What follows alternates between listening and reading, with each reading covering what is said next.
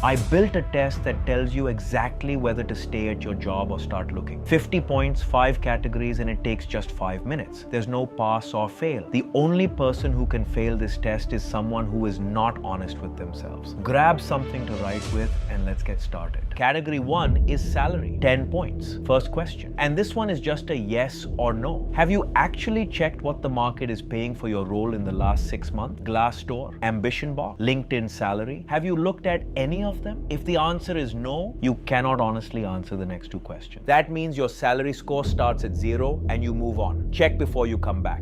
For everyone who checked. Question 2. Where does your salary land against the market average for your role and your city? At or above 90% of the market. 4 points. Between 80 and 90. 2 points. Below 80. 0. Question 3. Has your salary grown faster in the past year? Yes. 3 points. No. 0. Last one for salary. And this one trips people. Think about what you bring to the table right now. Your skills, your experience, everything you have built. Could another company realistically offer you significantly more than you are earning today? Take Yash, for example. Project manager, 6 years of experience. He checked Glassdoor before answering this. Market standard for his role is 12 lakhs. He is currently earning 14. Could another company pay him significantly more than 14 right now? Realistically, no. He is already above market. So Yash scores 3 points here. Now think about your own number against what the market is paying for your role in your city right now. If yes, 0 points. If no, 3 points. Add it up. Maximum 10. Write your salary score down. Category 2 is learning. 10 points. Here's how most people think about learning. They ask themselves whether they feel like they are growing. That feeling is useless. It tells you nothing. So we are going to measure it instead. Compare yourself to 1 year ago, specifically. Can you independently solve problems today that you could not solve then? If yes, you get 3 points. Question 2, have your responsibilities actually grown? Taking on projects that were not yours before. Owning outcomes, not just tasks. Making calls you did not used to make. If yes, you get 3 more points. Last one. And this is the one that makes people uncomfortable. If you joined a new company tomorrow, would you be more valuable than when you joined this one? Yash joined his current company as someone who could execute tasks. Today, he owns 2 live client accounts,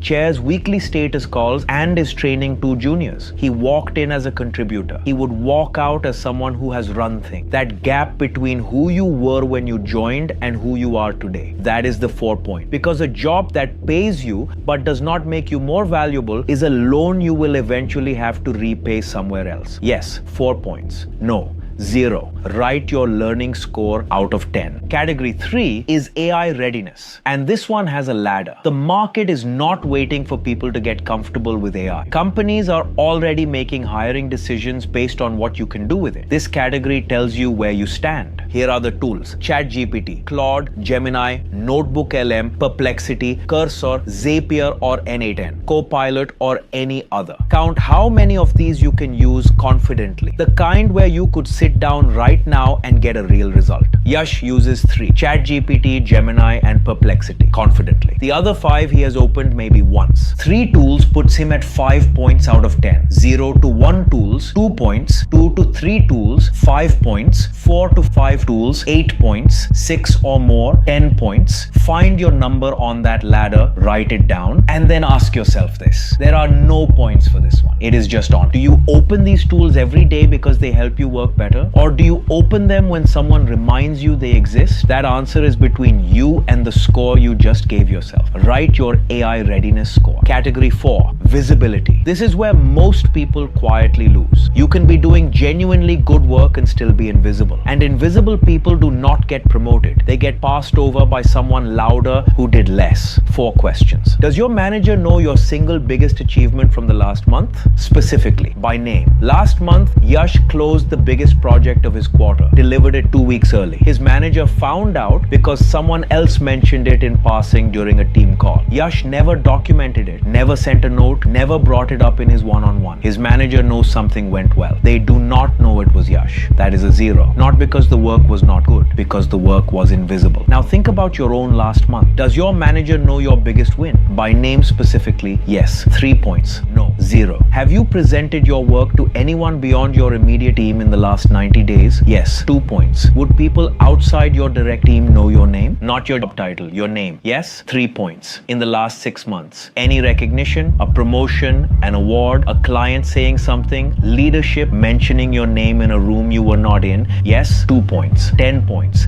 Measures whether your work is landing or whether you are doing it in a room where no one is watching. Write your visibility score. Last category is future potential. 10 points. This one is not about right now. It is about where staying here actually takes you. If you stayed for another year, would you genuinely learn something you do not know today? Yes, 3 points. Are you working with people who are better than you at things that matter? The fastest way to grow is to be the least skilled person in a room that respects you. If you are already the ceiling, the room has nothing left to give you. Yes, 2 points. After another year here, would your CV be stronger in a way that other companies would pay for? Yes, 3 points. Last one. And this one cuts through everything. Would you recommend this exact role at this exact company to someone starting their career today? Yes, 2 points. Write your future potential score. Now comes the score. Add it up. All 5 categories. Out of 50, 40 to 50. You are still growing. Stay. There is more here for you. 30 to 40. Something specific is broken. You know which category it was. Go to your manager with that number and have a real conversation about it.